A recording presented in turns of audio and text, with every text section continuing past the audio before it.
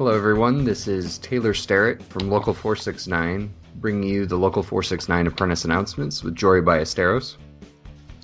Yes, sir. How you guys doing? Jory Ballesteros, and it is, I'm second year 469 Apprentice. Thank you, Taylor, for coming on and helping me out with this, dude. Absolutely. Today is the 29th of March, 2019, and on our previous podcast, we had mentioned that we were going to be collating all of the polling data from the nominations by the 1st of April, but it looks like we're going to be pushing that back to about the 7th because Dean is out on a business trip and he wants to be involved in that process a little more closely. So we're going to move those dates out to the 7th and then find a good time to get everybody in to draft the Constitution and so on. So today we're going to have a guest from the Denver local. Jory, if you want to go ahead and introduce him. Yeah, absolutely. We got Henry Brotzman. He's out of Local 208, Denver, Colorado. When I went out there to the Apprentice seminar, he's one guy who had mentioned the Apprentice Council, and I think it'd be good to bring him on and talk with them and see what they're doing down there. So let me go ahead and let's just try to bring him on right now.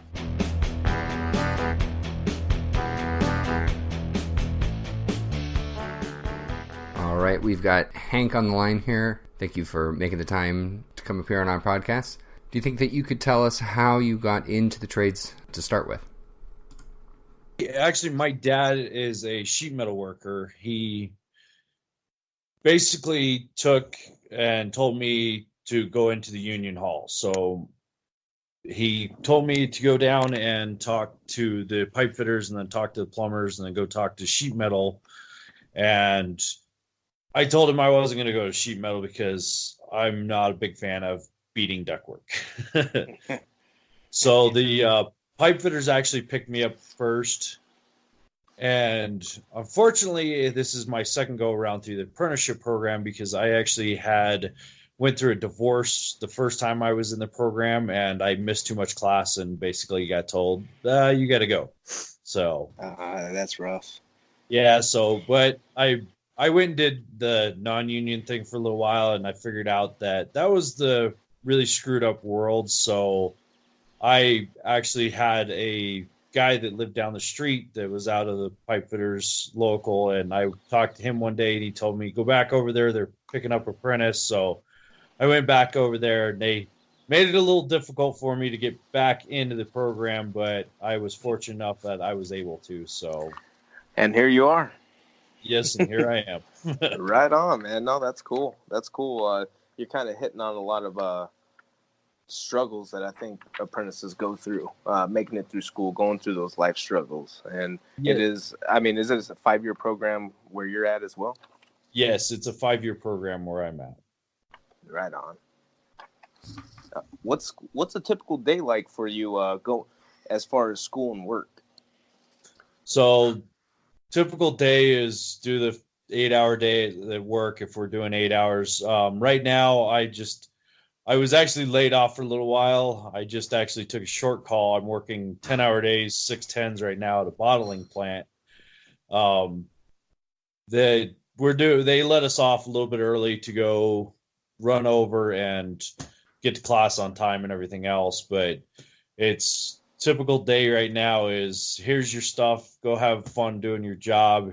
I'm actually working with another apprentice right now, but the two of us are fourth years. We're classified as 5th years now because we got our pay raises.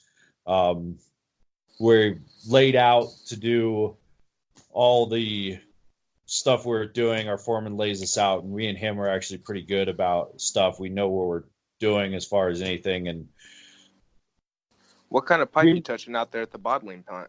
So we're actually doing quite a few different piping systems. We're doing anything from threaded stainless to TIG welding stainless to threading carbon. They were doing a bunch of welded carbon. They got some high chromium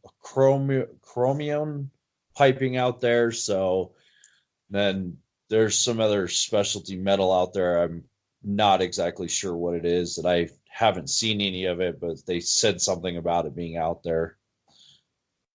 So they're doing quite a bit of TIG welding. They have a lot of clean process stuff they need done for these big burners, for this big heater to melt the glass for them to make the bottles. So Have you studied any particular pipe fitting specialties like welding or tube bending or anything like that? Taken any upgrade classes? So I have actually taken quite a few of the upgrade classes. I've taken the tube bending class a couple different times now. I'm actually helping out teach with one of the teachers asked me to come back and help out with the advanced offsets class. So I come in on my own time, not getting paid or anything for it, and I'm actually helping out with the second year advanced offsets class because I did a really good job in that class and I helped him out quite a bit with that class. So you find that helping teach helps you understand it even better? I know what the teacher struggles go through now after being helping with the teacher. So it was definitely a struggle to understand what was going on, and I have a lot more respect for my teachers now, just because I know what they have to put up with now. You know what I wanted to ask you about. We just had a couple guys come down and give a presentation on the standard of excellence. And I was wondering how well that is received or articulated to the apprentices in your local. We actually have a pretty big thing with the standard of excellences. We typically, with the Apprenticeship Council is we elect a class representative. The class representative is actually given a copy of all our bylaws and everything else. And we tell them that if anybody has any questions with that, they come to you and you can pull your bylaws out. You just like a steward would on a job site to read and understand what the bylaws all say with the standards of excellence and everything else. And it's one of the things that we really pride ourselves on, trying to make sure that everybody understands that we have our bylaws and we have to follow our bylaws, and our standards of excellence need to be priority. Absolutely. I'd have to agree with that. I think by following that, it makes you a great asset just overall, not just for the company, but as a representative of your local union. And I mean, is there anything specifically in the standard of excellence that stands out to you, any part of it that you guys really touch on the most? One of the things that we really touch on the most is the guys showing up to jobs on time and performing to the best of their abilities every day, day in and day out. It's because you get guys that kind of slack out. Oh, I'm gonna take off time, and you always hear take whatever time you can afford off. Well, no, we need to show up every day, day in, day out, and do our job. Unless sickness happens or something else happens like that, that's understandable, stuff like that. But let's not just, I'm going to call in sick today because I just don't want to show up. We got to hold ourselves to a higher standard, and being an apprentice, we need to show up day in and day out and learn what is going on the job site and help produce. And that's one of the things that was harped on. And it's funny that you say that, showing up ready to work on time. So that's interesting. That's the number one thing that I'm kind of hearing across the board here. And I think we're going to jump into it right now, Taylor. Hank had actually approached me at this apprentice seminar and was talking to me about the student council. Is that what you guys call it down there? The student council? Yes. So we're trying to get one lifted off here. Were you involved in the creation of this council, or was that something that had already been started by the time you got there? So what actually was our business agent, Gary Arnold, was our training coordinator, and he actually found out not too long ago, he kind of stole this idea from the Southern California guys. They have a apprenticeship council, and they've been doing it for the past 17 years. And they've had a lot of great success with it, and Gary kind of stole it from them and wanted to start it and see what we could do with it out here in Denver. And he said he's got a lot of good responses out of it. And I wasn't really on the ground floor on how they wanted to create it and everything else. I kind of got a lot of information after I got into the student council and everything else with it. And it took them a little while to sit down and come out with how they wanted to do the bylaws and all that stuff with it. I do want to say that Gary drew inspiration from them, Southern California. Yes, I'm only teasing. What were you saying, Taylor? So the production of this Constitution, was that done by the apprentices themselves, or was that something that was done by leadership? They had their setup as far as the leadership told us that we cannot talk about certain things like apprentice cancellations.